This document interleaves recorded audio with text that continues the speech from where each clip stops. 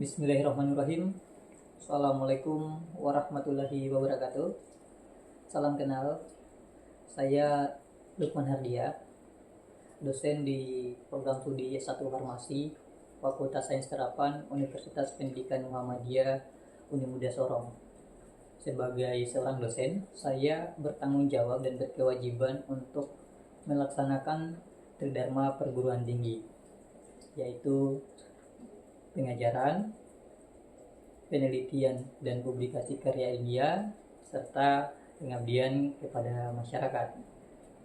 Dalam video ini, izinkan saya untuk memaparkan salah satu mata kuliah yang saya ampuh dalam bidang pengajaran. Adapun mata kuliah yang akan saya paparkan pada kesempatan ini ialah mata kuliah farmakologi.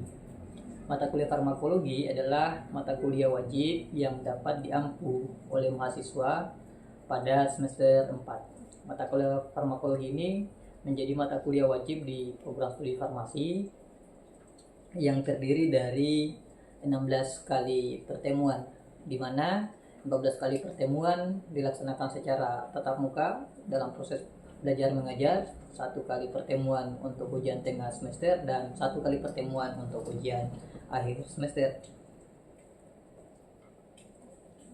Adapun capaian pembelajaran untuk mata kuliah farmakologi, diharapkan bahwa setelah mengikuti perkuliahan farmakologi, mahasiswa mahasiswa mampu mengetahui konsep dasar farmakologi. Yang kedua, mahasiswa mampu mengetahui bagaimana mekanisme dan perjalanan obat dalam tubuh. Yang ketiga, mahasiswa mampu mengetahui penggolongan obat, mekanisme penentuan dosis obat, dan mekanisme kerja obat. Selanjutnya, CPMK keempat adalah mahasiswa mampu mengetahui obat-obat yang bekerja sebagai antipiretik, analgetik, dan antiinflamasi. Yang kelima, mahasiswa mampu memahami obat-obatan pada gangguan sistem endokrin seperti pernapasan dan sistem kardiovaskular. Yang keenam, mahasiswa mampu memahami obat-obatan pada infeksi bakteri dan infeksi virus. Dan yang ketujuh, mahasiswa mampu mengetahui obat-obat yang bekerja pada sistem saraf pusat atau SSP. Adapun materi pembelajaran yang terdapat pada mata kuliah farmakologi itu terdiri dari 14 materi. Yang pertama adalah pertemuan pertama, itu adalah pengantar farmakologi sekaligus pembahasan kontrak perkuliahan. Yang kedua, materi tentang farmakokinetika dan farmakodinamika. Ketiga, dosis obat. Keempat, mekanisme kerja obat. Yang kelima, penggolongan obat. Keenam, antipiretik, analgetik, dan antiinflamasi. Ketujuh, obat-obat pada gangguan sistem kardiovaskular, khususnya pada kasus hipertensi. Ke-8, obat-obat pada gangguan sistem endokrin, khususnya pada kasus diabetes mellitus. Dan ke-9 adalah obat-obat pada gangguan sistem pernapasan, yaitu pada kasus asma. Ke-10, obat-obat pada gangguan sistem pernapasan seperti pada penyakit paru obstruksi kronis atau PPOK.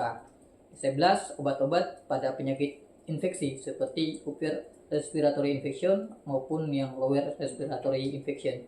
Ke-12, obat-obat yang pada penyakit infeksi tuberkulosis. Ke-13, obat-obat pada infeksi virus. Dan yang ke-14 adalah obat-obat yang bekerja pada sistem saraf pusat. Pada dasarnya, untuk semua mata kuliah yang saya ampuh, ada 3 model pendekatan yang kami lakukan. Yaitu yang pertama adalah metode delivery, kedua adalah interaction, dan yang ketiga adalah assessment, atau istilah yang lebih dikenal dengan DIA. Metode pertama yaitu metode delivery, atau proses di mana atau bagaimana cara saya selaku dosen menyampaikan materi kepada mahasiswa. Pada dasarnya, yang menjadi pertimbangan saya dalam penyampaian materi dalam proses pembelajaran kepada mahasiswa adalah menciptakan kelas yang menyenangkan dan kemudian efektif dalam proses pembelajaran. Paparan materi yang saya sajikan pada umumnya berupa atau dalam bentuk PowerPoint, tetapi kami juga menyesuaikan pada topik-topik tertentu, di mana pada beberapa kondisi kami menyajikan video-video yang relevan sesuai dengan kondisi atau topik yang dibahas pada materi atau pertemuan yang dilakukan. Selain itu materi-materi lain yang kami peroleh juga dari jurnal-jurnal yang terpublish. Kemudian yang kedua adalah pendekatan interaction. Seperti namanya, maka yang kami bangun dalam kelas untuk pada konsep ini atau pendekatan ini adalah bagaimana terjadi interaksi antara dosen dengan mahasiswa. Karena kami menganggap akan sangat penting ketika terjadi kelas yang aktif di mana ada interaksi antara dosen dan mahasiswa dan antara sesama mahasiswa. Beberapa model pendekatan atau cara kami lakukan. Salah satunya adalah memberikan atau memacu teman-teman mahasiswa dengan beberapa pertanyaan dasar. Kemudian pada saat penyampaian materi, biasanya kami juga mempersiapkan atau mempersilahkan mahasiswa untuk memberikan pertanyaan baik di tengah materi ataupun di akhir materi. Pertanyaan yang diberikan oleh mahasiswa pada dasarnya tidak langsung saya jawab selaku dosen, tetapi kami memberikan kesempatan dulu kepada mahasiswa lain untuk memberikan tanggapan. Harapannya bahwa dengan cara seperti itu antara sesama mahasiswa itu akan terjadi interaksi dan suasana kelas akan menjadi lebih hidup. Kemudian yang ketiga atau metode ketiga yaitu asesmen. Pendekatan untuk model asesmen yaitu bagaimana cara kami untuk menjelaskan indikator penilaian pada mata kuliah farmakologi ini. Di awal pertemuan, pada pertemuan 1, kami membahas tentang rencana pembelajaran, kemudian selain itu adalah sesuai dengan RPS yang kami sajikan, menjelaskan tentang konsep dasar farmakologi. Dan kemudian ditambah dengan kontrak mata kuliah. Kontrak mata kuliah ini dianggap sangat penting untuk dijelaskan di awal sehingga mahasiswa mengetahui apa saja yang menjadi indikator penilaian pada mata kuliah ini. Sehingga proses penilaian yang kami lakukan diharapkan bisa lebih objektif dan transparan. Ada beberapa kriteria atau bobot penilaian atau menjadi indikator penilaian kami dalam proses perkuliahan farmakologi, di mana kami bagi menjadi 2 bagian penting, yaitu yang pertama adalah proses pembelajaran. Pada proses pembelajaran kami membaginya, pertama adalah tugas seperti membuat resume, kemudian pekerjaan rumah yang kemudian bisa dipresentasikan, presentasinya adalah 20%. Kemudian diskusi ini kami melihat keaktifan mahasiswa. Pertama adalah kemauan mahasiswa untuk memberikan respon atau menyampaikan pendapat atau memberikan tanggapan terkait dengan pertanyaan atau jawaban dari sesama rekan mahasiswa. Yang kedua adalah kemampuan menjawab pertanyaan. Dan yang ketiga adalah keaktifan mahasiswa tersebut dalam kelompok atau dalam individu serta dalam kelasnya. Persentase penilaian untuk tahap diskusi ini adalah 15%. Selanjutnya adalah kehadiran mahasiswa. Ya, kehadiran mahasiswa dianggap juga menjadi suatu yang penting untuk memacu mahasiswa untuk rajin. Karena pada dasarnya kehadiran mahasiswa akan menentukan keaktifan mahasiswa juga. Pertama, untuk kehadiran kami persentasenya adalah 10%. Selanjutnya adalah soft skill, sikap dan penampilan dalam perkuliahan. Kemudian disiplin dalam perkuliahan serta kerjasama dan tanggung jawab dalam proses pembelajaran. Persentasenya adalah 15%. Kemudian indikator selanjutnya adalah hasil pembelajaran. Untuk hasil pembelajaran, indikator yang digunakan adalah sesuai dengan ujian tengah semester dan ujian akhir semester, di mana untuk kedua ujian ini persentasenya 40% atau masing-masing ujian tengah semester maupun ujian akhir semester bobotnya adalah 20%, sehingga total keseluruhan menjadi 100%. Demikian pemaparan singkat kami mengenai mata kuliah farmakologi. Semoga apa yang kami sampaikan dapat bermanfaat bagi saya selaku dosen ataupun bagi mahasiswa. Untuk melihat proses pembelajaran dalam kelas dapat dilihat pada atau ditonton pada video selanjutnya. Assalamualaikum warahmatullahi wabarakatuh. Selamat menyaksikan. Assalamualaikum warahmatullahi wabarakatuh. Waalaikumsalam warahmatullahi wabarakatuh. Rekan-rekan, teman-teman, pada pagi hari ini kita lanjutkan pertemuan kuliah kita. Pada topik pagi hari ini kita akan membahas tentang dosis obat. Ya, di antara teman-teman tentu seperti yang pernah saya sampaikan bahwa obat itu identik dengan atau sama dengan racun. Ya benar ya. Yang membedakannya adalah dosisnya. Jadi kalaupun obat itu kita salah dalam penentuan dosis, maka tentu dia akan bersifat toksik atau bersifat racun. Oleh karena itu dalam pertemuan ini kita akan membahas tentang dosis obat. Betapa pentingnya menentukan atau kita sebagai seorang farmasi itu tahu bagaimana caranya menentukan dosis dan apa sebenarnya dosis itu. Ada beberapa definisi atau penjelasan terkait dengan dosis obat. Pertama, dosis atau takaran. Dosis atau takaran obat itu adalah banyaknya suatu obat yang dipergunakan atau diberikan kepada seorang pasien, baik dalam bentuk obat yang diminum maupun obat luar.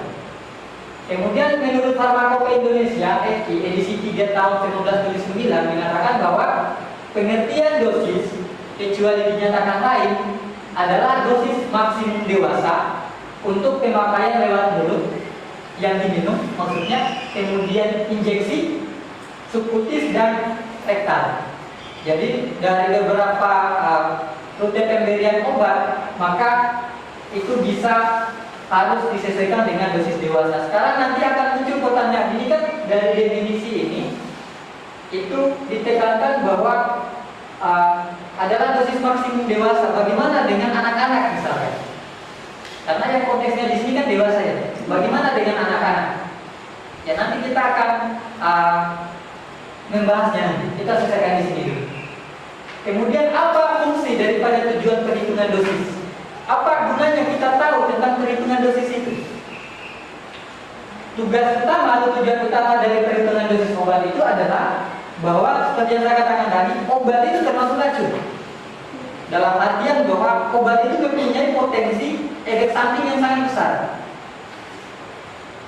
Oleh karena itu dosis itu harus memang betul-betul kita pastikan, dosis itu harus kita hitung sehingga kita bisa memastikan bahwa obat yang diberikan kepada pasien itu dapat memberikan efek terapi, bukan malah sebaliknya kita kasih obat pasiennya mau sembuh malah yang didapat adalah tambah parah atau malah sakit pasiennya atau keracunan, bahkan sampai pada hal yang paling menakutkan bisa saja meninggal.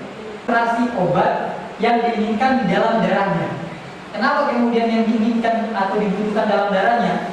Karena obat itu harus mencapai sistem sirkulasi peredaran darah untuk bisa memberikan reaksi nantinya. Dosis awal inilah yang nantinya dibutuhkan sebelum kemudian dosis perawatan. Dosis lain yang dimasukkan lagi adalah dosis pencegahan. Ya, dosis pencegahan. Dosis pencegahan ini adalah jumlah yang dibutuhkan oleh tubuh untuk melindungi agar pasien itu tidak terkena penyakit. Jadi dia fungsinya adalah untuk mencegah. Tugas daripada obat itu adalah untuk mencegah. Biasanya kalau di farmasi atau di rumah sakit sering dipakai itu adalah misalnya profilaksis. Dosis terapi itu adalah dosis obat yang digunakan untuk terapi jika si pasien itu memang sudah sakit. Jadi ketika ada orang sakit ingin sembuh dengan menggunakan obat, maka dia harus menggunakan dosis sesuai dengan dosis terapinya. Seperti itu. Kemudian ada dosis lazim. Dosis lazim adalah dosis yang secara umum digunakan untuk terapi. Lazimnya obat ini dosisnya berapa? Seperti itu. Kemudian dosis maksimal. Nah, ini maksimal ini. Dosis maksimal itu terbagi ya teman-teman. Sebenarnya ada dosis maksimal untuk sekali pakai, ada dosis maksimal untuk sehari. Ada yang sekali, ada yang sehari. Makanya selalu saya bilang matematika itu memang sama, tapi matematika kalau itu hitungannya ke farmasi mau disamakan itu kita bisa beda hasilnya. Bisa saja dosisnya tidak cukup atau bisa saja kita overdosis. Padahal misalnya 1 kali 3 atau 3 kali 1, ya kan? Kalau terbalik-balik, bahaya gitu. Padahal kalau hitungan matematika secara umum 1 kali 3 dengan 3 kali 1 itu sama saja hasilnya. Ya benar ya? Nah, kemudian dosis maksimal ini itu adalah dosis maksimal yang digunakan untuk pengobatan penyakit, tergantung apakah tadi dosis maksimal untuk sekali pakai atau seharinya. Kemudian yang bila dosis maksimal ini dilampaui, maka tentu saja akan menimbulkan efek yang tidak diinginkan. Nah, salah satunya karena overdosis tadi. Overdosis bisa menyebabkan efek toksik bagi tubuh. Kemudian ada dosis letal. Itu adalah dosis yang melebihi dosis terapi, dan kemudian dia akan mengakibatkan efek yang tidak diinginkan dan yang pada akhirnya bisa saja menyebabkan kematian. Itu adalah beberapa pembagian dosis. Seperti itu. Kemudian kok tidak ada overdosis, Pak? Ya karena nanti teman-teman kan itu istilah umum saja.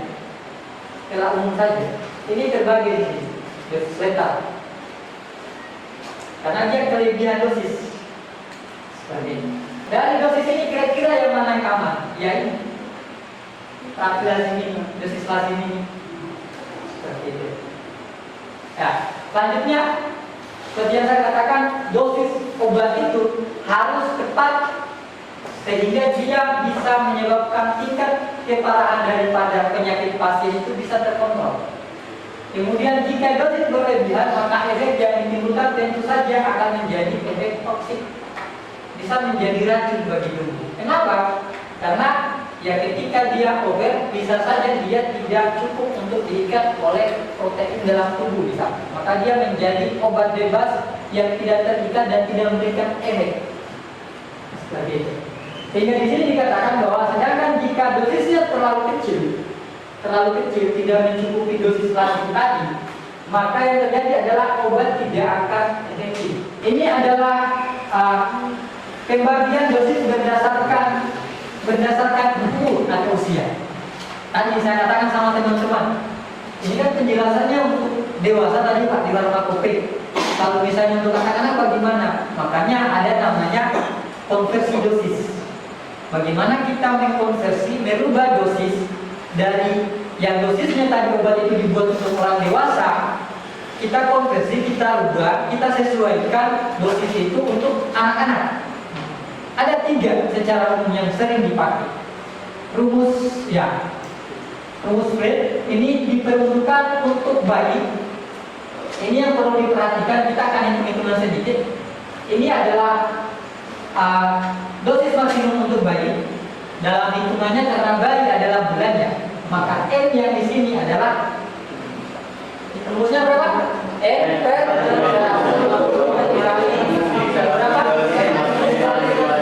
dosis maksimum. Bayi itu kategori usianya adalah di bawah 2 tahun. Jadi caranya adalah bagaimana? Umur bayinya misalkan adalah 1,5 tahun, 1,5 tahun. Setengah tahunnya berarti 18 bulan. Berarti N-nya adalah 18 bulan dibagi 50 dikasih dewasanya adalah misalkan kita pakai 4-nya. Maka berapa hasilnya? 40 kali 8 berapa? 8 kali 4 berapa? 32. Berarti 72 per 150, ya kan? Sama dengan ya 0, sekian. Ya, hitungannya seperti itu. Ya di sini Pak, ya tentu tidak akan sama dan dosisnya pasti lebih sedikit dibandingkan orang dewasa. Ini contoh untuk yang rumus pertama.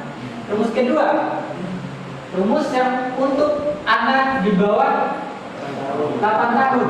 Ya itu yang biasa disebut sebagai rumus Yoh. Untuk anak-anak usianya di bawah 8 tahun. Rumusnya adalah N per 12, N tambah 12 kali dosis dewasa, dosis maksimum dewasa. Kita pakai angka yang sama saja supaya teman-teman tidak pusing. Ya, seperti biasa namanya siapa? Nama saya Mr. Awong. Yang ingin saya tanyakan itu Bapak, maksudnya kalau apabila balita yang datang umurnya sekitar 5 tahun, terus dosis obatnya kita kasih sesuai umur atau kita kasih sesuai apa?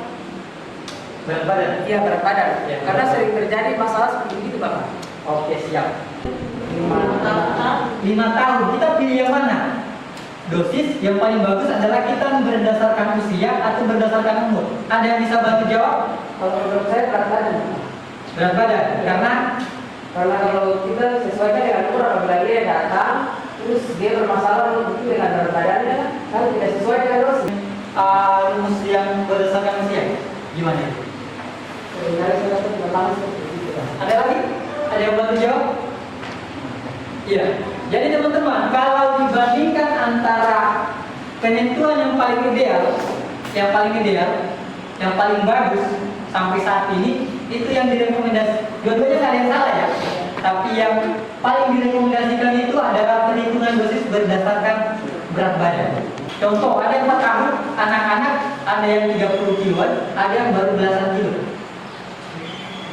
Apa bedanya? Bukan isinya sama, tetapi yang kandungan tubuhnya akan berbeda. Tubuhnya berbeda, kebutuhan obatnya tentu akan berbeda. Makanya yang paling tepat adalah menggunakan berat badan. Adalah enter 70 dikali dengan dosis maksimum dewasa. Misalnya dia N-nya itu adalah dalam bentuk apa? Bukan tubuh lagi, tapi N-nya itu adalah berat badannya. Contoh tadi saya bilang ada anak-anak beratnya usianya misalnya sama, tapi berat badannya ada yang anggaplah 15, ada yang 30, maka tentu kan dosisnya akan berbeda. Tapi kalau kita menggunakan rumus umur, maka ya akan sama, karena umurnya sama. Benar ya? Iya, seperti itu. Maka yang digunakan itu adalah yang paling tepat adalah menggunakan berat badan. Dalam beberapa penelitian atau misalnya teman-teman nanti misalkan melakukan penelitian farmakologi atau pengujian, maka hitungan dosisnya itu kebanyakan menggunakan miligram per kilogram berat badan, bukan usia. Hewan coba misalkan per berat badan, dosisnya itu akan ditentukan atau berbeda-beda tergantung pada berat badannya. Seperti itu.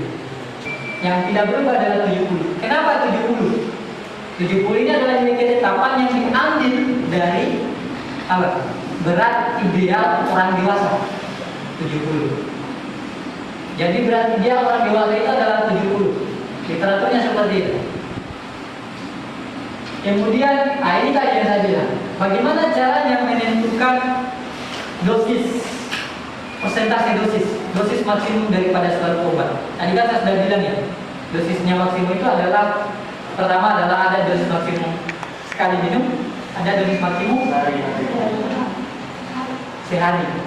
Jadi misalnya ada obat yang dosisnya adalah 4 sampai 16 miligram, berapa miligram ya? Per berapa? Hari. Ini dosis lazimnya ini. Dia akan memberikan terapi ketika dalam tubuh kita minum obat itu adalah resmi rendah tingginya kan. Maka caranya kalau menentukan itu adalah contoh misalnya rumusnya adalah berapa untuk sekali minum. Takaran obat yang dituliskan sekali dalam resep kemudian dibagi dengan dosis maksimum sekali minumnya dikali dengan 100%. Jadi contohnya adalah misalnya dalam resep, itu kan yang tertulis dalam resep ya, obat sekali minum dalam resep. Misalnya adalah obat ya, atau kita tulis 2. Kita contoh yang sama, 3 kali 2. Maka caranya adalah berarti 3 kali 2. Satuannya kan kesedaran 4 mg, 3 kali sehari. Kita hitung mulai dari yang berapa? Yang sekali dulu. Maka yang dituliskan dalam sekali adalah 3 kali 2 berarti 8. 8 dibagi dengan berapa? 4. Dosis maksimumnya. Maksimum dalam sekali ya. 4 kali 100 berarti 200. Oke.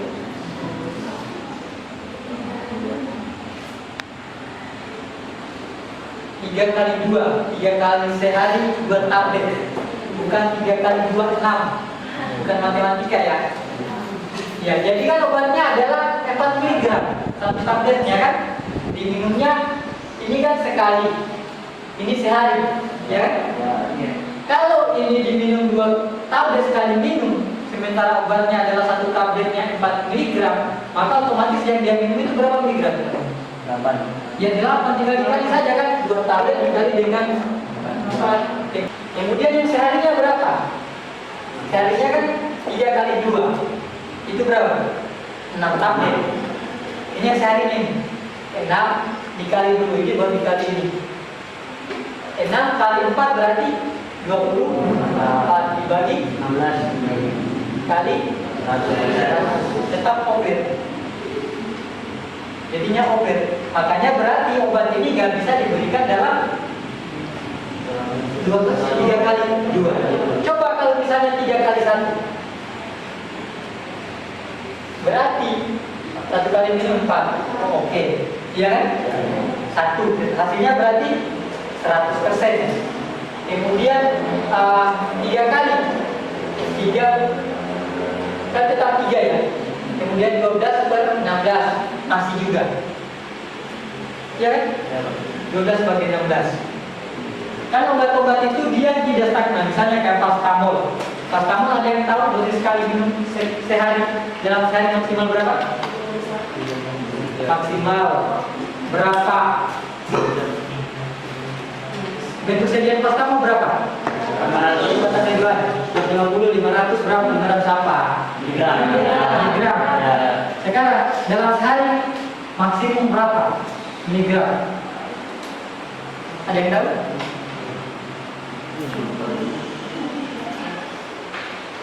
Ada yang tahu? 4.500. Sekian teman-teman, ada yang ditanyakan? Silakan.